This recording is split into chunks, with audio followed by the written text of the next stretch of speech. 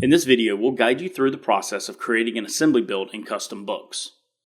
If you haven't already watched our video on creating an assembly item, we recommend starting there before continuing with this video. To begin, navigate to the Inventory menu and select Assembly Builds. Then click Create and New to start entering a new build.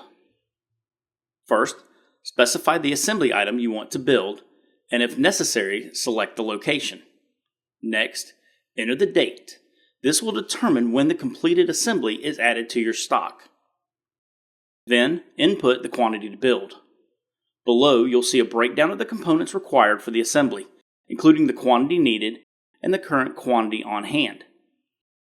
Once all the details are entered, click Save to complete the process and add the finished assembly items to your inventory.